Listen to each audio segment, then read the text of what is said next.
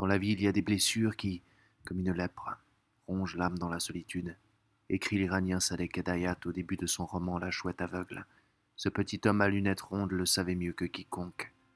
C'est une de ces blessures qui l'amena à ouvrir le gazon grand dans son appartement de la rue Championnet à Paris, un soir justement de grande solitude, un soir d'avril, très loin de l'Iran, très loin, avec pour seule compagnie quelques poèmes de Khayyam et une sombre bouteille de cognac peut-être, ou un galet d'opium, ou peut-être rien, rien du tout, à part les textes qu'il gardait encore par devers lui et qu'il a emportés dans le grand vide du gaz.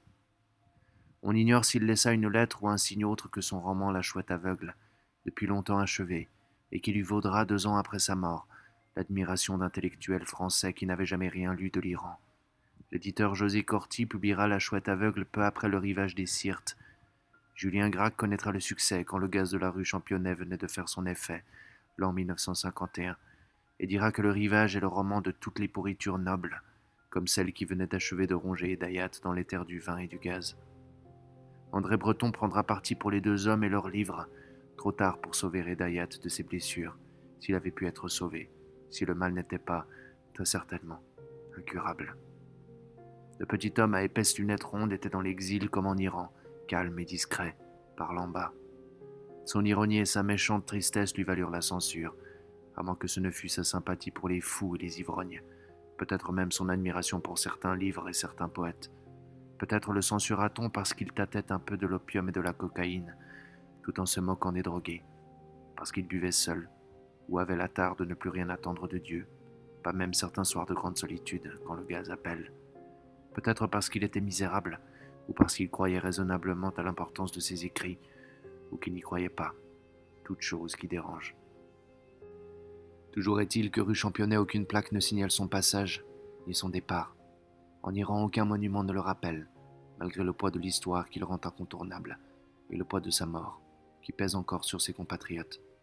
Son œuvre vit aujourd'hui à Téhéran comme lui mourut, dans la misère et la clandestinité, sur les étals des marchés aux puces, ou dans des rééditions tronquées, et laguées de toute allusion pouvant précipiter le lecteur dans la drogue ou le suicide, pour la préservation de la jeunesse iranienne, atteinte de ces maladies de désespoir, le suicide et la drogue, et qui se jette donc sur les livres de Hedayat avec délectation, quand elle y parvient, et ainsi célébré et mal lu.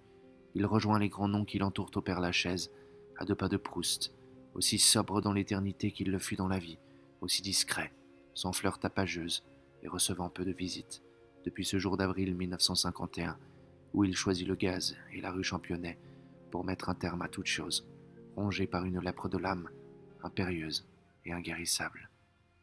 Personne ne prend la décision de se suicider. Le suicide est en certains hommes. Il est dans leur nature.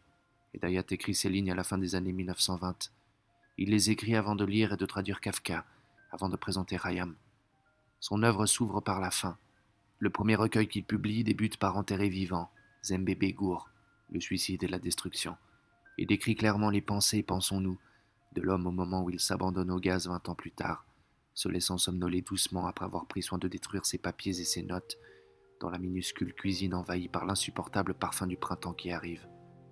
Il a détruit ses manuscrits, peut-être plus courageux que Kafka, peut-être parce qu'il n'a aucun Max Brod sous la main, peut-être parce qu'il est l'heure de disparaître. Et si Kafka s'en va en toussant, corrigeant jusqu'à la dernière minute des textes qu'il voudra brûler, Hedayat part dans la lente agonie du sommeil lourd, sa mort déjà écrite, 20 ans plus tôt, sa vie toute marquée par les plaies et les blessures de cette lèpre qui le rongeait dans la solitude, et dont nous devinons qu'elle est liée à l'Iran, à l'Orient, à l'Europe et à l'Occident, comme Kafka était dans Prague à la fois allemand, juif et tchèque, sans être rien de tout cela, perdu plus que tous, ou plus libre que tous. Hedayat avait une de ces plaies du soi qui vous font tanguer dans le monde. C'est cette faille qui s'est ouverte jusqu'à devenir crevasse. Il y a là comme dans l'opium, dans l'alcool, dans tout ce qui vous ouvre en deux, non pas une maladie mais une décision, une volonté de se fissurer l'être, jusqu'au bout. Si nous entrons dans ce travail par Hedayat et sa chouette aveugle, c'est que nous nous proposons d'explorer cette fêlure, d'aller voir dans la lézarde, de nous introduire dans l'ivresse de celles et ceux qui ont trop vacillé dans l'altérité. Nous allons prendre la main du petit homme pour descendre observer les blessures qui rongent, les drogues, les ailleurs, et explorer cet entre-deux, ce Barzac, le monde entre les mondes où tombent les artistes et les voyageurs.